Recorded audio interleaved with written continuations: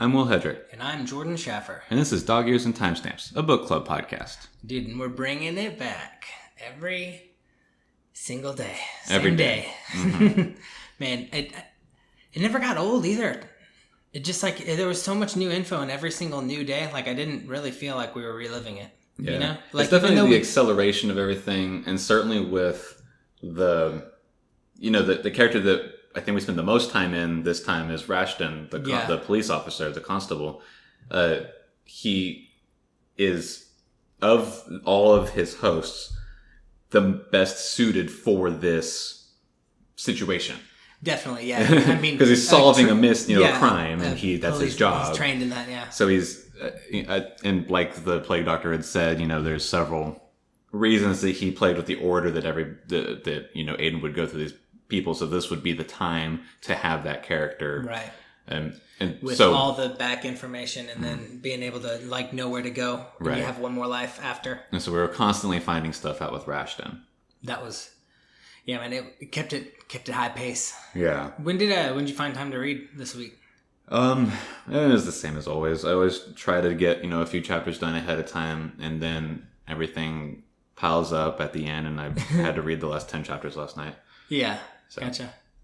Yeah, I kind of did mine all today with the audio. Mm-hmm. And it was good. I mean, I had to re-listen. I mean, I didn't have to. I wanted to re-listen to part of it just because there was so much that they're just these big things happen, these kind of almost colossal moments I felt happened. Mm-hmm. They were just this changes everything. Yeah, for sure. And I mean, it felt like it changed everything, but if I reread this book knowing what I know, I'd be looking out for all those things and the little hints, that the little breadcrumb trail, that they left along the way. Right. And to see how good you'd really have to be of a mystery solver to kind of be oh, okay, that's exactly who did it. I know what's happening.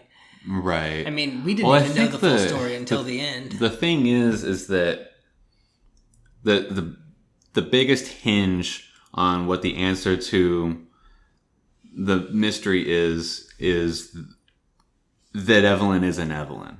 Right. And then immediately under that, and why Evelyn isn't Evelyn, is that it was Evelyn who killed Thomas. Yeah. That's the whole reason that she's hidden and, swapped with Felicity, and is that she was the one that killed her brother, Thomas, not somebody else. Yeah. And the who killed Thomas was, always the B plot throughout the story, because we felt like if we could find a little bit more clear answers as to that, we could find out why Helena Hardcastle is putting on this big charade. Yeah, turns out she's not actually putting on a big charade. I mean, she kind of was, in that, the plan to have Evelyn, marry, and all, the party being planned and all that sort of stuff. Oh, yeah, for sure, and having her marry Richard. But she's also dead this entire story. Right. The only person that she sees is Cunningham, and then Evelyn murders her after that. So sometime early in the morning. Nice. And we don't find out either of those two things until literally the last 5 chapters or something like that. Yeah. So I don't know how it would be possible to predict any of this until that point. No, it would just be little breadcrumbs, and you wouldn't. I don't think you would be able to predict. I think there's definitely the potential that we could have been knowing what to look for.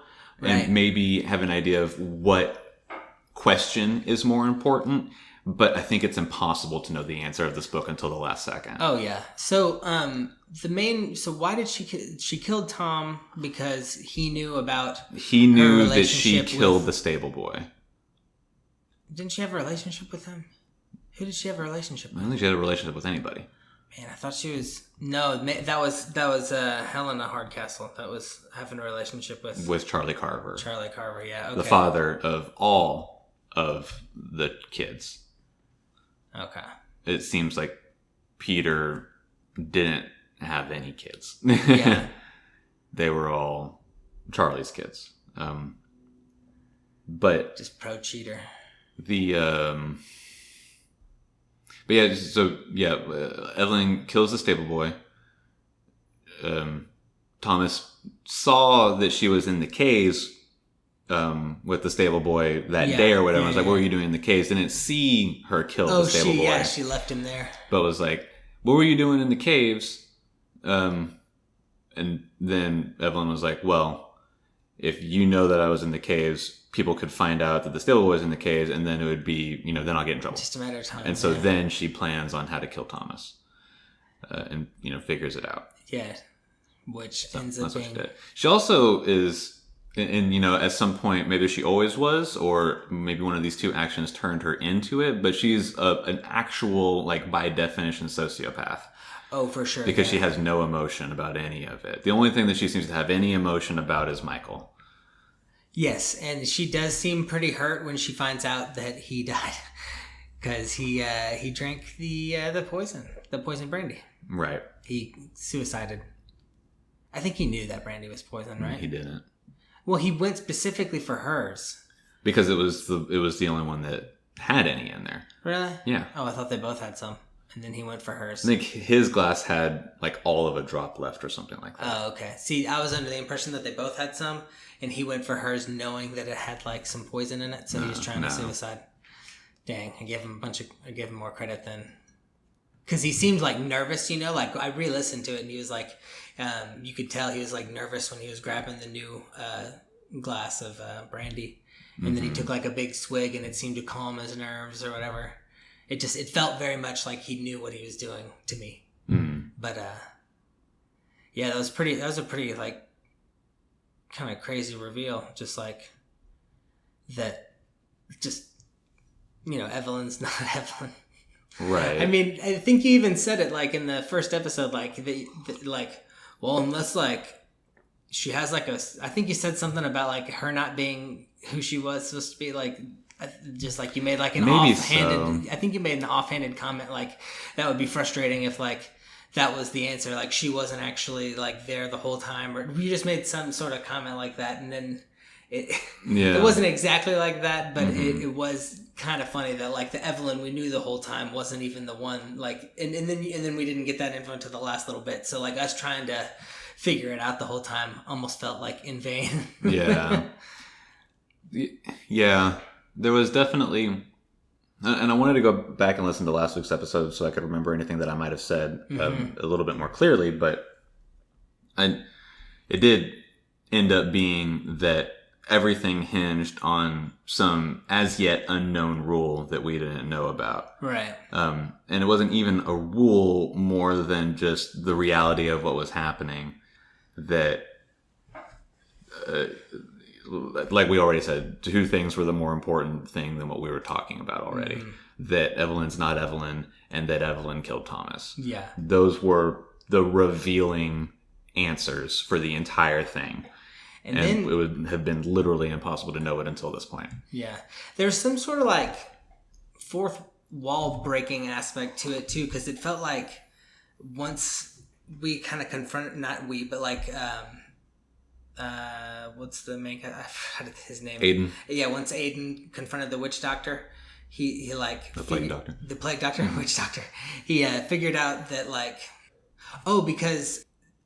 So we knew the whole time that like he had put himself in this loop, like he had chosen to put himself in the loop, like on purpose. To go to Blackheath, yeah. Yeah, and then we kind of learned like that the plague doctor is sort of like a grand puppeteer of like the whole... Well, we knew he was a puppeteer of the whole thing, but it kind of almost sounds now like he's in a prison and these people all have like life sentences and they're like living a penance. Yeah, that's exactly what it is. Yeah, and it was just like that was kind of says that exactly.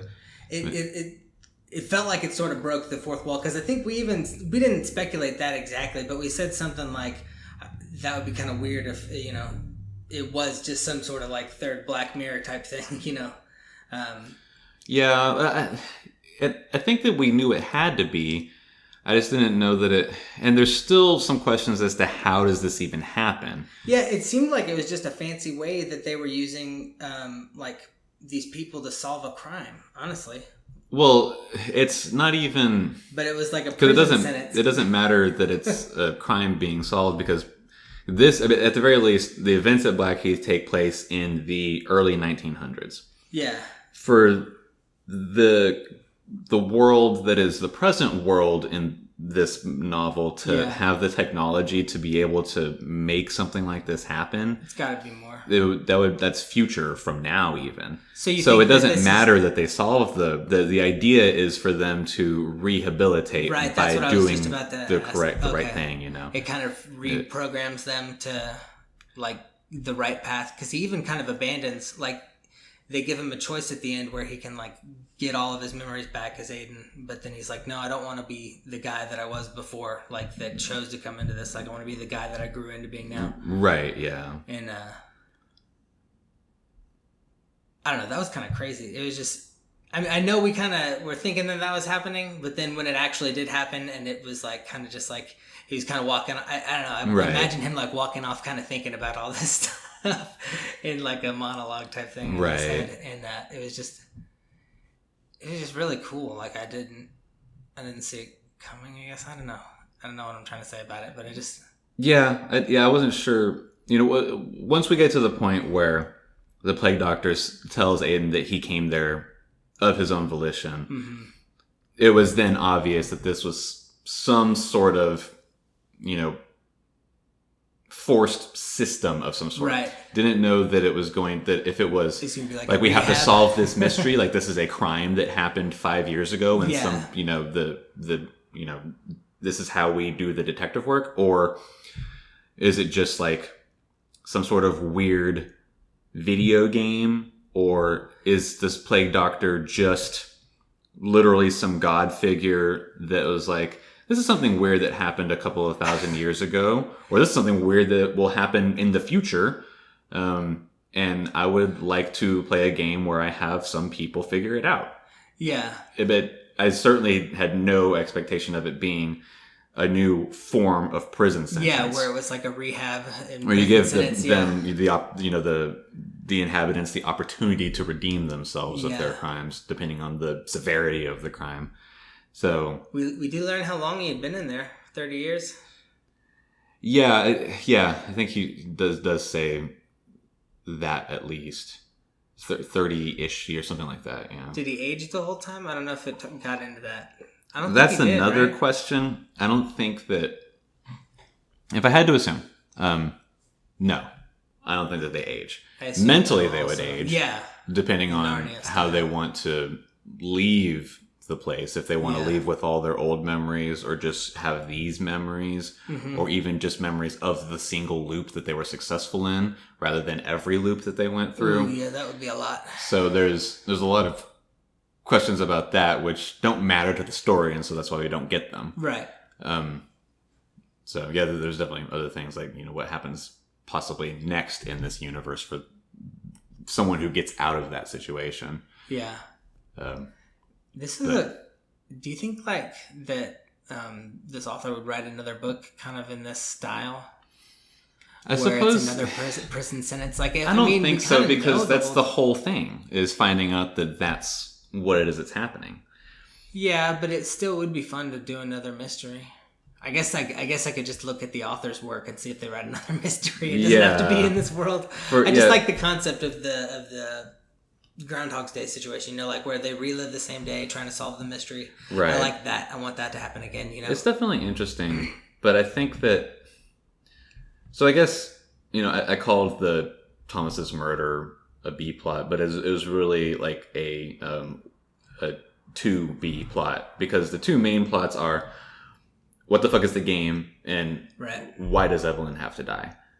And then why does Evelyn have to die has two plots of it. The 1A plot being the murder of Evelyn, and the 1B plot being who murdered Thomas. Yeah. So I guess there's really sort of like 3-ish plots.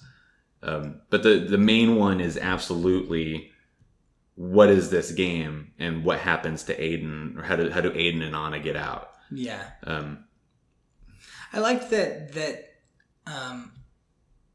Anna became like kind of she always was a character that was hanging out with, like, she was always a part of like Aiden's end plan. Mm-hmm. But I like that that it worked out for, like, that they were kind of like a team the whole time, and they got out together, you know? Yeah. I don't know. I like that it worked out for the two of them. I always liked Anna as a character. And she was the first name that he was yelling. Like, he was running through the woods like, Anna, that's the only thing he knew. Yeah. And it was nice for me that she was basically the one that, like, they solved it together. And then it was, like, good for the two of them. And I wasn't, like, disappointed that nobody else really mattered, you know? Yeah. I guess they mattered, but it's not like there was a romance with Evelyn, you know? I never really got that vibe. Well, I never got the vibe of a romance for anybody, really, aside from people who were outright depicted as being in a relationship with another person. Yeah, even Anna and Aiden don't have a romance, but they have. They definitely have like a BFF vibe, you know, like super strong. They've been doing this connection for 30 years, so yeah. Yeah, but he doesn't remember that, right? He remembers different things in spurts. Yeah. Definitely remembered her name, so. Right. I just like that it paid off. You know, that was the thing that he remembered, and it was the thing that mattered. You know, they did end up finding a way. Like, I like that. Yeah, I guess that it just, like, it worked out. Like, they weren't against each other in the end. Like, they figured it out. Yeah. I always like it when they figure it out. When a story concludes. Well, when the good guys get through it all. It's all good. Yeah. Are either of them actually good guys, thow? No, they're both bad guys. That's the bigger question. From the adventure, though. Yeah. I think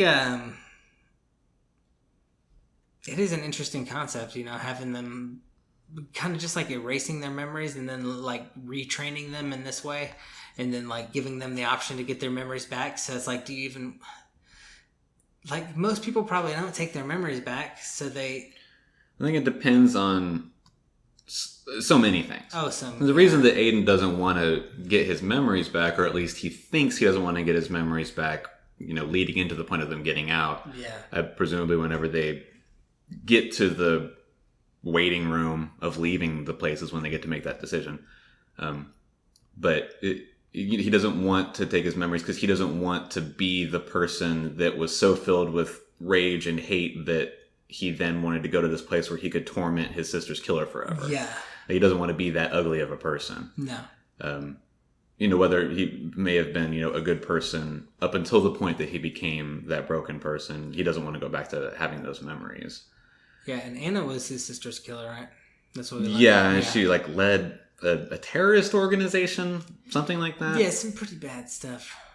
So she was, you know, definitely a bad person. Oh yeah, and then it just kind of seemed like just the whole time she didn't feel like a bad guy. You know, she obviously doesn't remember any of the bad stuff that she did in her life before this prison sentence. So, or at least she, you know, what we know, because we're not ever in her head. No, yeah. I assume she doesn't know. Well, she doesn't act like she knows.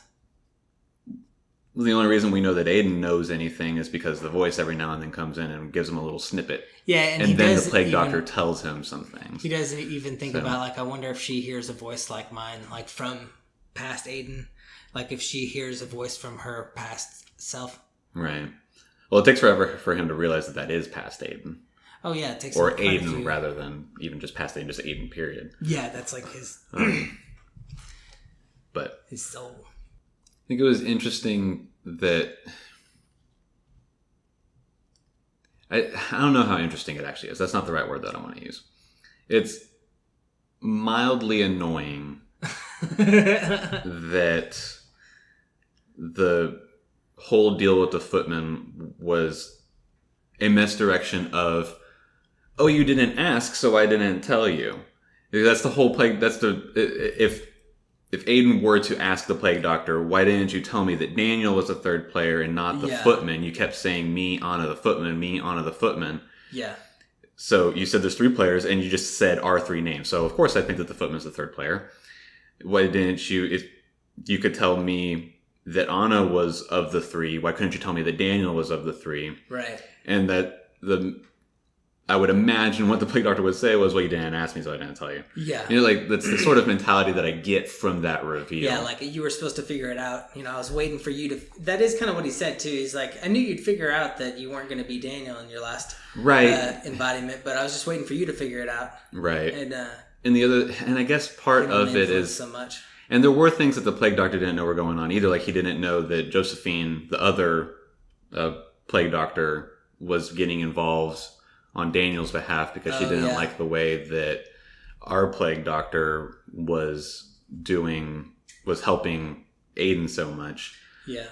And so there were answers that the plague doctor didn't have to give. So I guess it's, fair to, I guess really, truthfully, none of it was fair anyways. By nature, it couldn't have been fair. But it was just sort of an annoying misdirect. Yeah, I mean, we kind of talked about it last week, but I thought that there were 3 other people playing, and not that he was part of the 3, so I was saying that Daniel could potentially be another player, but then we kind of threw that out because we're like, no, because it's not part of the 3. But I was still wasn't right, but I was just, right. It was funny that, like, Daniel never really felt right to me. Like, just like, I don't know why. It just, because it felt too good to be true, I just assumed, like, this has to be, like, the big mislead, like, we have to get some big bite back with it. Mm-hmm. I don't know. I hope I have, like, this new sense for thriller novels that I can be like, here's the big thing that I don't want to happen. And then right. Like, bam. It's not that I didn't want it to happen, but it was like, it was just kind of... Yeah. It's like a big kind of twisty... As like a reveal, it's good. Yeah. Just I don't know, it's annoying when you have a character or some sort of device or whatever it is that you're led to assume is giving you all the answers and has no reason to lie. And the plague doctor never did lie about anything. He didn't give all the answers, whether he had them or not. Yeah. But he had that answer that Daniel was not 8th day Aiden. No, he knew that the whole time. But it's annoying when you've got a character or a device or something that you are led to believe is giving you all the answers, and then you find out that a major reveal only exists as a major reveal because you weren't given all of the rules of the game. I shouldn't be saying answers, but the rules of the thing that is happening. Yeah, we didn't have all the same cards that everybody else did. Like, the plague doctor knew more than us. I mean, obviously he did, but... Right. But it just seemed like such a... If he had just never even said that... Or if he had never said 3 players, you, Anna the Footman, in the same interaction, right? That would be one thing. It never would have, yeah. But more than once in a single interaction, he would say things like, "Your 2 rivals, or there's 3 of y'all, blah blah, blah, and Anna's gonna betray you, and the Footman's not gonna not kill you." Not gonna not kill you. And it's just was so much of saying those 2 things together to make us believe that those were the 3 players, Anna, Aiden, and the Footman. And then at the end, it's just like, oh no, this is Daniel was the 3rd player. The Footman is just one of the people in Blackheath that is just associated with the actual Daniel Coleridge. Ugh. That's the other thing, is we don't know the name of the person who is inhabiting Daniel Coleridge. Well, that's a good point. And then what happens after Aiden and Anna leave? Do they just... He, I guess, continues being trapped there until he can figure it out. Oh, well, that'd be nice if he still gets a chance to figure it out. Yeah, and that's the whole point, is that you the only people that figure out leave, everybody else stays and tries again. That's nice. I like that. You get to repent in this mental jail. It's pretty cool. I like this future world. You get to attempt to repent. Yeah, well, I mean... The point of Blackheath was that nobody could get out. It's like the Kobayashi Maru. You can't beat it. Right. I mean, it was so complicated that even the plague doctor didn't know that Evelyn wasn't Evelyn. Right. Of course, he wasn't looking for that answer, I guess. He was preoccupied with Felicity as Evelyn dying by the reflecting pool. But Anna and Daniel only get the one day to try and figure it out, which is just such a literal impossibility. Oh, yeah, there's no way. Especially for Anna, who's in a servant's situation. Although, I mean, you can, if you approach it from all the servant point of view, there's more servants than there are guests. Yeah, and it does make it seem like the servants gossip a lot, Yeah, that's the whole thing. And that's a huge plot point for a lot of upstairs, downstairs sort of storytelling. Right. Is that the servants talk. But what I'm saying, I guess, more than anything, is that the idea was for Annabelle Calker and whoever Daniel's actual name is would never actually get out of Blackheath. Their crimes were so heinous. Yeah, and I guess the plague doctor felt bad, so he helped him out a little bit more, or he tried to. Well, he lets Aiden have more opportunities because he voluntarily showed up. Yeah, and then, but he also adheres to the rules that if you provide an answer, you get out. Yeah, and Annabelle was able to provide an answer. Yeah, Aiden provided answers to other things too, not the. Well, he answers the original question as who kills Evelyn, who was actually Felicity. Yeah. So he provides that answer, so that's his ticket out. Oh, okay. But then reveals that Evelyn isn't Evelyn. Oh, okay. He answers the original question, but then cards. Shows that there's another question of who actually kills actual Evelyn. Yeah. And so then, they both get to say who kills Evelyn and both be correct. Right. And so that's why they get out. Nice. That was a good way to do it. I like that he got to. He knew who killed her too, and he was kind of coaching her. But it felt like in those detective shows, where at the end, the Columbo or whatever is giving you all of his based on all of this evidence, this is why. I don't know. I felt like that kind of scene at the end. I don't know, because he was guiding her around. He was based on this and this and this. Don't you think that? Now you know who killed Evelyn? And then she was like, oh yeah, it was Felicity. And then that was her, right?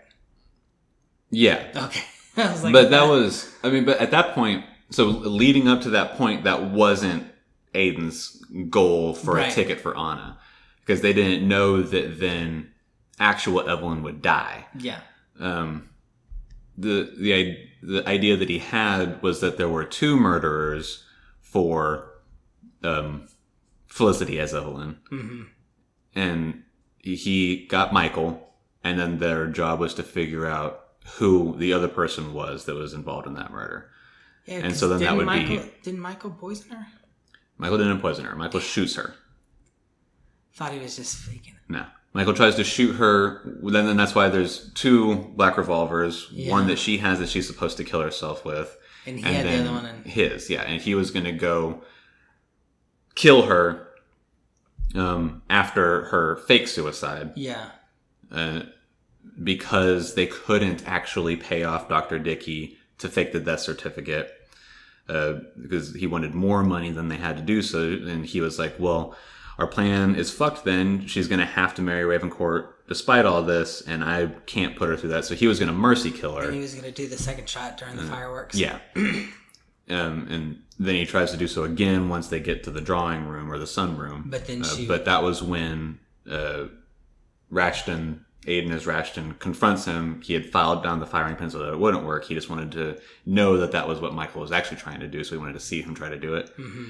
And then the poisoning thing was a mistake. The poisoning was put there by real Evelyn to make sure that Felicity would die because she couldn't trust that Michael would be able to go through with it at the end. Okay, that's the part I didn't get. Thanks. Okay. And so the answer would have been Evelyn kills Felicity as Evelyn as well as Michael kills Felicity as Evelyn. Yeah. And that would have been the two tickets out. But then, because of everything that happens with actual Evelyn, about to kill them, and they were unsure as to whether or not the plague doctor had heard Anna figure out that last bit. Yeah. Then the second ticket out becomes who kills actual Evelyn, which wasn't originally in the cards. Then it became part of the cards. Yeah. Dude, this book was good. It was really good. The actual structure of the mystery and the answers I thought was great.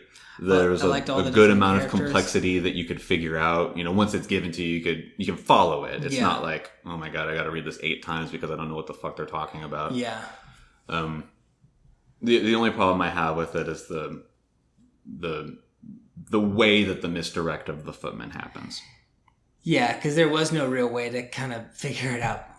You know, until it was revealed. Mm-hmm. So, but it's a minor problem amongst so many things that were, I thought, really, really good. Yeah, and that's probably common for the genre too, is to have like a bit of a thing that you couldn't have really known, you know. Right.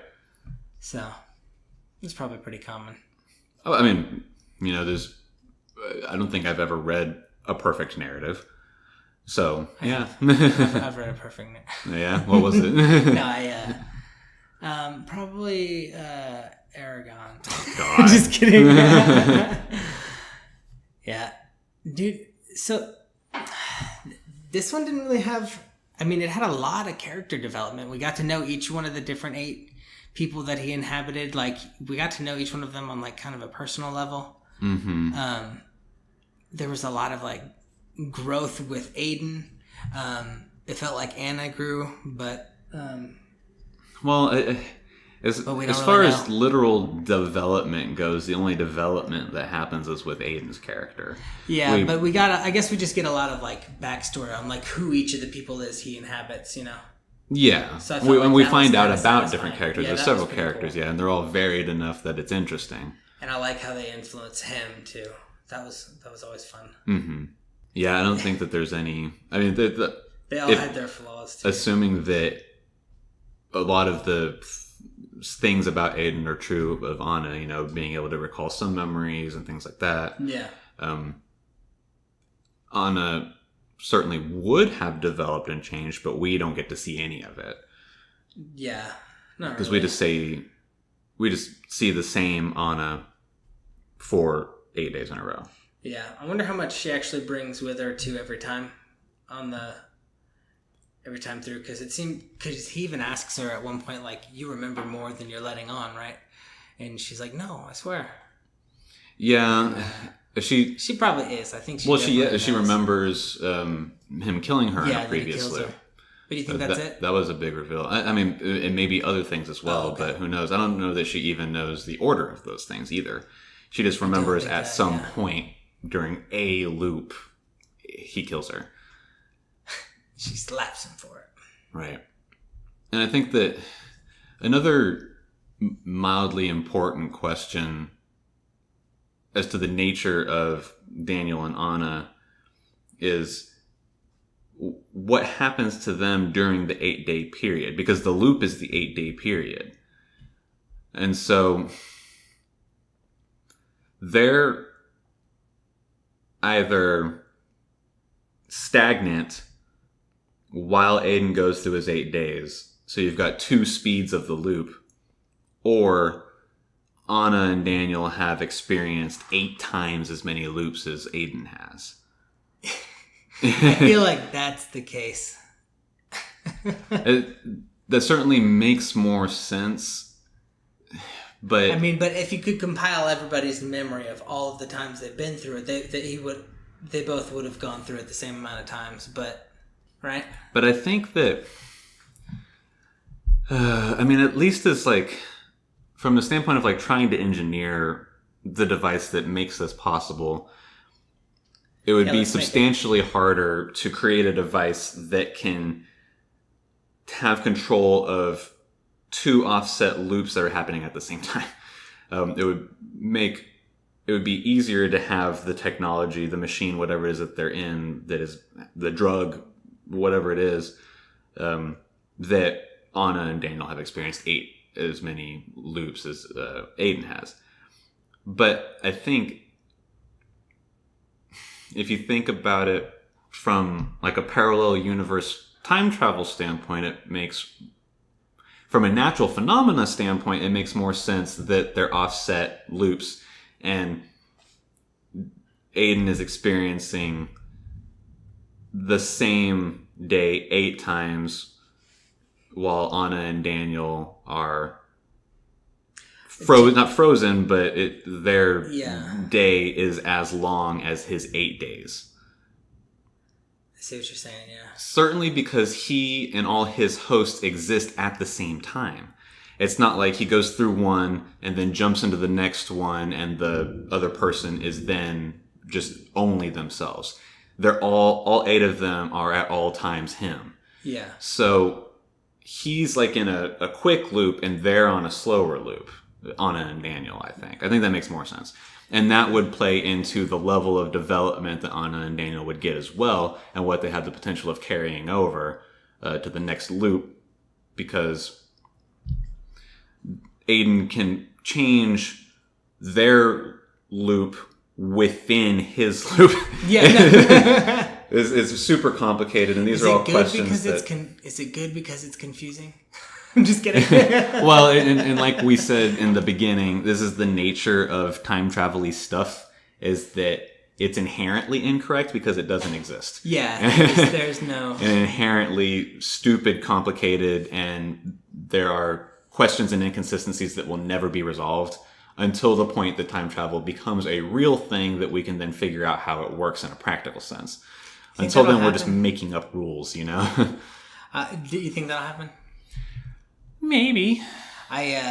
In Big Bang Theory, they had this joke that, like, when they moved in together, Leonard and Sheldon, that he's like, okay, if either one of us invent time travel, we have to come back to this moment right now and like give it to ourselves. Right. And so then he's like, okay, I agree to that. And then he looks around and then he waits like 10 seconds. He's like, oh, dang. Okay. Obviously we didn't do it. Otherwise we would have come back. We signed it, we said we would come back to this moment. Right. I just thought that was funny. So I like to think if time travel ever did exist, to be like, that guy would just bring it back to first him.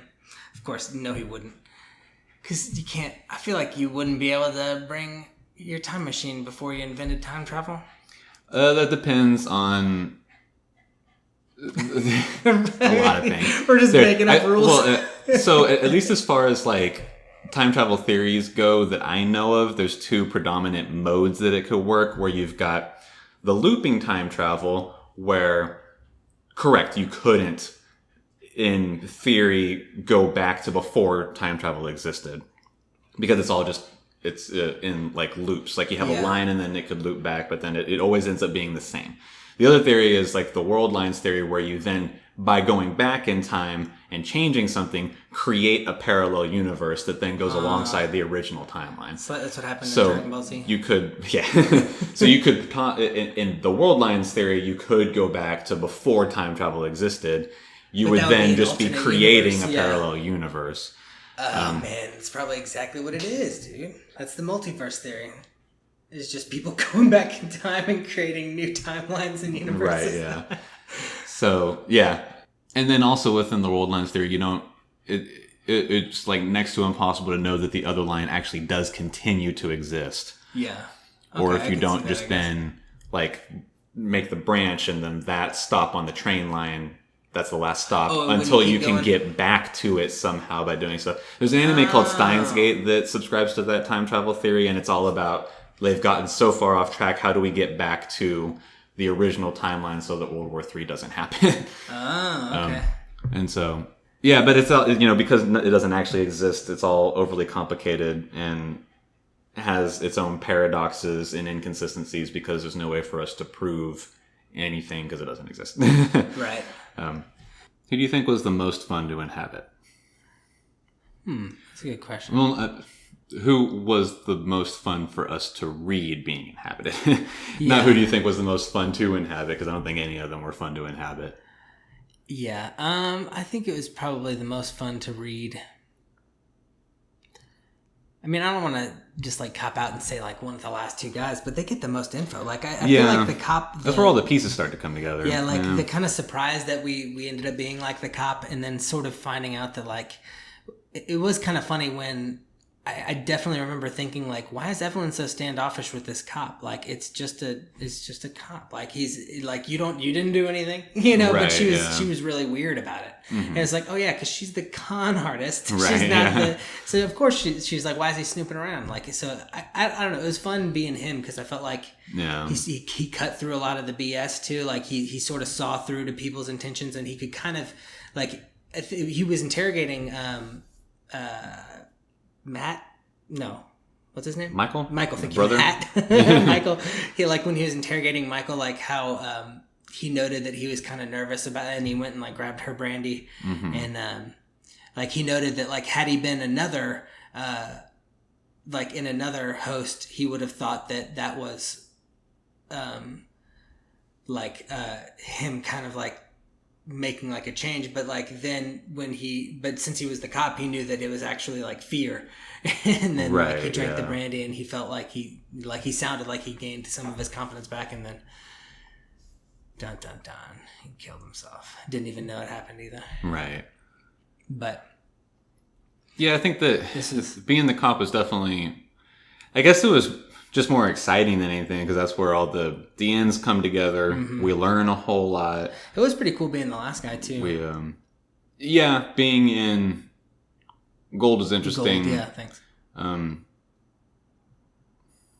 Just because that was when the final answer came or whatever, but he had already had it all figured out before then. Mm-hmm. Whether or not we knew it. Did you like one of those guys the best, or what did you think? I think, God, I don't know. Ration was definitely the most interesting, but I was kind of partial to what was happening while we were in Edward Dance, the solicitor. Mm-hmm. I don't know what it was about that section, but I thought that there was some more meaningful stuff happening. Maybe character-wise, I don't actually know. I thought we were going to inhabit a female character for some reason, but it makes sense that we wouldn't. We'd probably get a little bit too much insight. Or not even that, but like the only female that would have been worth inhabiting would have been Millicent Darby. Or Helena. Yeah, but Helena dies like at 9 a.m. I know, but then he would have known everything. At like noon. Then he would have been able to figure it out all the next day. I'm just kidding. Right. No, I'm just kidding. It would have been like such a quick way to learn that like, oh shit, there's another Evelyn. But yeah, it certainly would have changed it. But it might not have even realized there's another Evelyn. He would have thought, why did that chick Rowena? What's her name? The girl that the girl that's playing Evelyn? Yeah. Felicity Maddox? Felicity, yeah. She thought that oh shoot. That like Felicity would be there. I don't know what I was thinking. Yeah, aside from those two older women who die either very early in the day or halfway through the day. Yeah.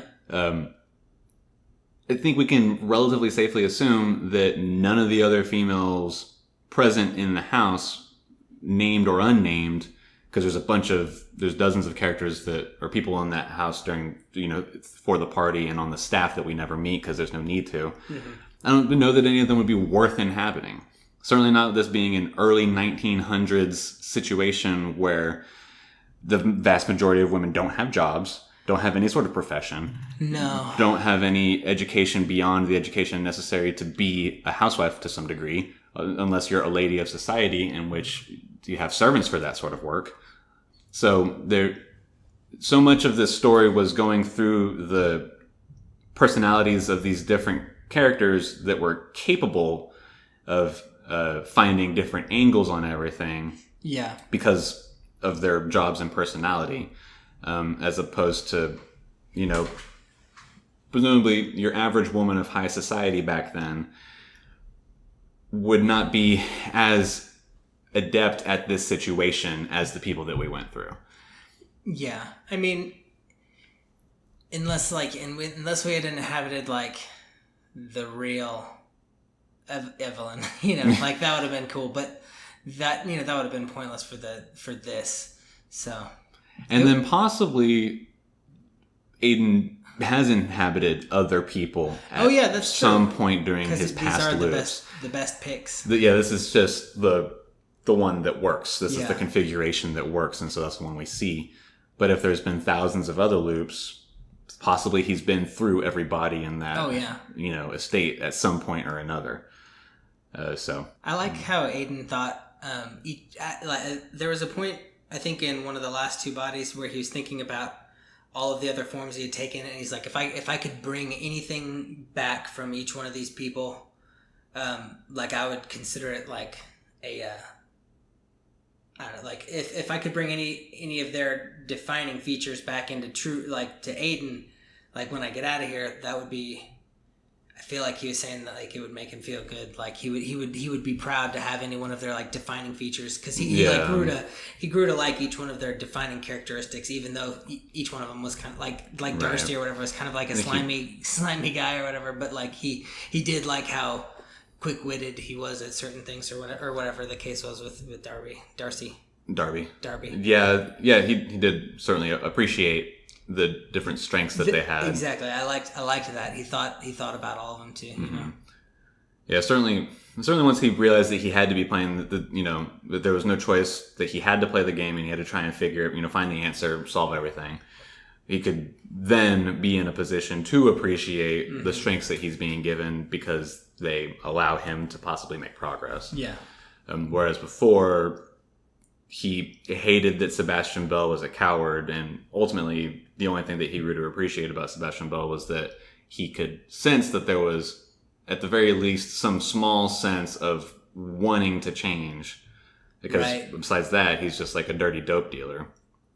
And that was probably like the reason he was Sebastian Bell first, right? Because it helped to be the catalyst to make him change and kind of go into everything with like a new mindset. Possibly. I think that it also provides him the avenue of seeing what it is that happens in the early morning in the forest. That's true, yeah. Which ends up just being Darby chasing Madeline and Evelyn. So misdirect. I don't really know how much that actually ends up being critical to him solving it. But it does give him an avenue into hanging out with Daniel and Michael because he's best friends with the two of them. Right. And then potentially, depending on how he goes, if he wasn't busy being knocked out constantly, because he like passes out as Sebastian like twice or something like that before sleeping past midnight. Sebastian, in more informed and cunning hands, could have been useful because being known as the dope dealer for everybody, could talk to everybody under the pretense of supplying drugs. Yeah, and there's some level of like trust, I guess, alongside too, right? Like if he's supplying everybody, or just even being able to have a foot in the door, you know? Right? Yeah. So it could have been more useful. Wasn't, because it was the first host. Yeah. So and whatever, I guess, but he ended up figuring it out. I think the only other person that he didn't really get anything from was maybe Davies, because he didn't get to be in Davies long enough to really appreciate anything. Yeah. The only attitude that we ever got from Davies was that he recognized that he was a person of society and was offended whenever people beneath him said anything negative towards him. So, I don't know. But yeah, like Ravencourt was, intelligent. Dance was cunning. That's it. That's pretty much it. No, but then we also said that Bell had a willingness to change, and he was like they each had their own level of like intelligence, even though like Bell was like a coward, and then Ravencourt was like a courageous, brazen dude, and I'm sure the cop had some of those features too. The copper. Yeah. That's about it. Yeah. I don't really know what else there is to say at this point. No, great book. I would recommend it. I like how we're getting further and further into the thriller genre, and I like the book that we picked for next time. What do you want to let everybody know? We're going to read Seven Eves by Neil Stevenson. Yeah, that sounds like a great book too. It just like from the little bit of the blurb we got to read. Right, it's a science fiction novel. It's a long one. It's like 870, 80 pages, something like that. Yeah. It's broken up into 3 parts, and I don't really know how to divide it otherwise. So we're going to break it up into 3 parts. We're going to do it in 3 parts, and it's going to be a lot of reading, so... I'm excited, though. It's kind of like a fusion of our favorite 2 worlds. It's sci-fi, so it's not necessarily as much of a fantasy, but it is it's literally fantasy. It is literally fantasy, but it is more like a sci-fi dystopian future, and I'm excited. Yeah. I think this will be a good read. So, we'll see y'all next Wednesday with It. Read the first part. I'm not sure what the chapter breakdown of that is, but whenever you get to the title that says Part 2, stop reading. Stop there. I think that part's self-explanatory. It's a lot, so if ever y'all didn't listen to the episode every Wednesday, I think this would be the book to get away with that on. Right, if you need extra time to finish. Because it's a lot of pages. I think it's going to be like, it's like 300 and something pages, or 280 for the first section. Yeah. So it's a lot. Don't feel bad if you need 2 weeks to read it. I'm going to feel like I need 2 weeks to read it at some point, I'm sure. Part 1 of 7 Eves. That's Seveneves. It's a palindrome. Oh, yeah, true. You could also see it as 7 Eves, 2 separate words, like 7 nights that come before a thing. Yeah, Eves. But whatever. Read that. Yeah, you guys know how to find us at ears_stamps on Twitter and Instagram, and then dogearsandtimestamps@gmail.com. Mm-hmm. And then leave us 5-star reviews, please. Yes, do the 5 stars. And we'll see y'all next week. I'm Will Hedrick. I'm Jordan Schaffer. This is Dog Ears and Timestamps.